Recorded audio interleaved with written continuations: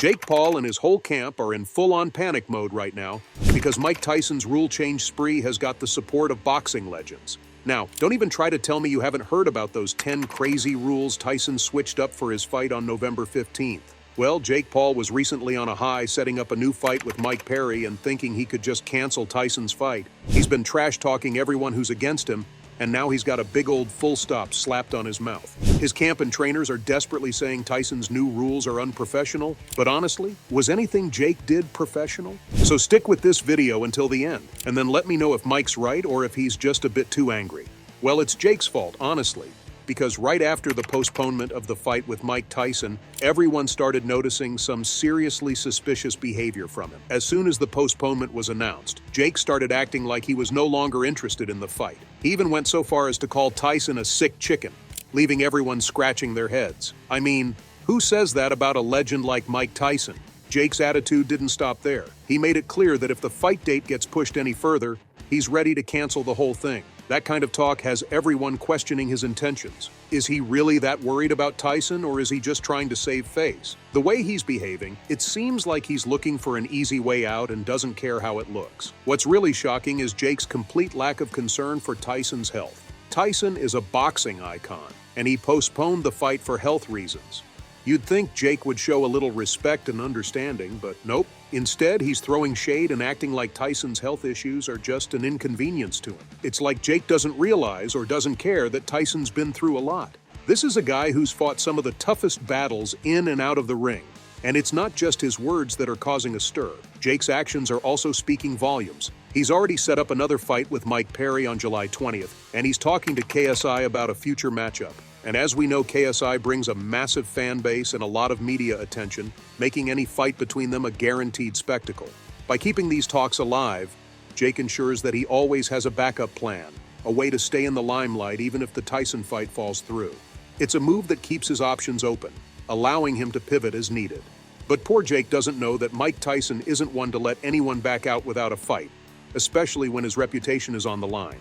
After all the trash talk and hype surrounding his bout with Jake Paul, Tyson decided enough was enough. He laid down an ultimatum that left Jake with little room to maneuver. Either Jake steps into the ring on November 15th, or he coughs up a staggering $350 million fine. There's no wiggle room here, no way for Jake to sweet-talk his way out of this one. So, on one side, we have Mike Tyson, a living legend in the boxing world, a man who's seen and done it all. On the other, Jake Paul, the YouTube sensation turned boxer, who's been riding a wave of hype and controversy since he first laced up his gloves. The fight between them is more than just a clash of generations. It's a battle of credibility. Tyson's ultimatum isn't just about forcing Jake into the ring. It's about protecting his legacy and proving a point. When Tyson threw down the gauntlet, he did it in classic Tyson fashion, direct and uncompromising. He wasn't going to let Jake slip away with excuses or delays. The message was clear: show up on November 15th or face financial ruin. The $350 million fine isn't just a number pulled out of thin air. It's a calculated figure designed to hit Jake where it hurts. For someone like Jake, whose net worth hovers between $8 and $17 million, this fine is a death sentence. The reason Tyson can make such a bold move is simple. He knows his worth and the value of the fight. Tyson's name alone carries enough weight to guarantee massive pay-per-view numbers and media coverage. By ensuring that Jake is locked in, Tyson is safeguarding the fight's financial success and his own stake in the event. Let's dive into the first two rules that Tyson has thrown into the mix, and how they could spell trouble for Jake Paul. First up, we have the extension of round durations. Originally, the rounds were set to be the standard 3 minutes long, but Tyson, ever the strategist, decided to extend each round to 4 minutes. This might not sound like much, but in the world of boxing, an extra minute per round is a big deal. That's 20 extra seconds of fighting, 20 extra seconds of taking punches, and 20 extra seconds of having to keep your guard up. Over multiple rounds, this adds up, increasing the risk of fatigue and injury. For Tyson, this rule change plays right into his strengths.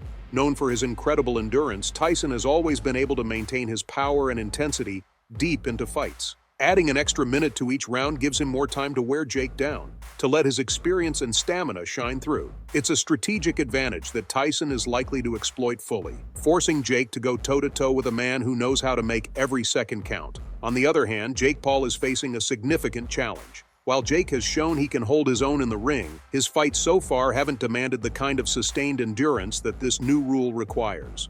Fighting for 4 minutes straight, round after round, is a different beast altogether. The physical toll is immense, and the risk of fatigue setting in becomes a real concern. As Jake tires, his defenses could weaken, leaving him vulnerable to Tyson's relentless attacks. Now let's talk about the second rule change: shorter rest periods. Traditionally, fighters get a 1-minute break between rounds. This time is crucial for recovery, getting quick advice from trainers, and catching a breath. But Tyson has decided to cut this rest period in half, giving fighters just 30 seconds between rounds. And he's got another trick up his sleeve: that's the elimination of protective headgear. Originally, both fighters were set to wear headgear, a common practice aimed at reducing the risk of injury. However, Tyson has decided to scrap this plan entirely. This decision brings a raw, unfiltered edge to the fight, increasing the risk of injury significantly. Without headgear, every punch carries more weight. Every blow can inflict more damage. This isn't just a physical change, it's a psychological one too. Tyson's confidence in this bare-knuckle style is palpable. Known for his devastating power and ability to take a punch, Tyson is clearly comfortable in a scenario where the stakes are high and the protection is minimal. His history in the ring is filled with instances where his ability to endure and inflict pain has given him a strategic edge. By removing headgear, Tyson is playing to his strengths, banking on his resilience and experience to carry him through. And the most brutal one is the continuous knockdown rule. This adjustment states that the fight will continue despite multiple knockdowns. Traditionally, a fighter can win by knockout, but with this rule in place, even if Jake gets knocked down repeatedly, the fight doesn't stop. This fundamentally changes the nature of the bout, making it much harder to secure an easy win by knockout. For Tyson, this rule is a golden opportunity to leverage his brutal fighting style. Known for his relentless aggression and ability to wear down opponents, Tyson thrives in scenarios where he can apply constant pressure. This rule for Jake means that surviving multiple knockdowns isn't enough. He must be prepared to keep fighting, keep defending, and keep strategizing even when the odds seem stacked against him. The potential for increased punishment is significant. Every knockdown becomes a moment of reckoning, a test of Jake's physical and mental resilience. The fight won't stop just because he hits the canvas. It will continue, forcing him to dig deeper than ever before. Mike Tyson's strategic genius shines through yet again with his extension of the fight from 8 to 12 rounds. Originally slated for 8 rounds, the fight will now last 12 rounds, pushing the physical and mental endurance of both fighters. For Tyson, this is a brilliant move. With his extensive experience in longer fights, Tyson knows how to pace himself, manage his energy, and maintain his power deep into the later rounds. He's fought 12-round battles numerous times throughout his career, giving him a significant advantage in this extended format. Next, we have restricted clinching.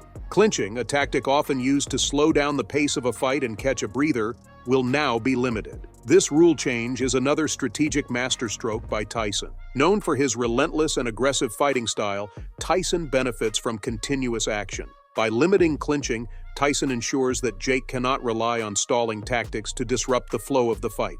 For Jake, it means he'll need to engage more actively throughout the fight. The end of clinching, as a defensive tactic, forces Jake to find other ways to manage Tyson's relentless pressure.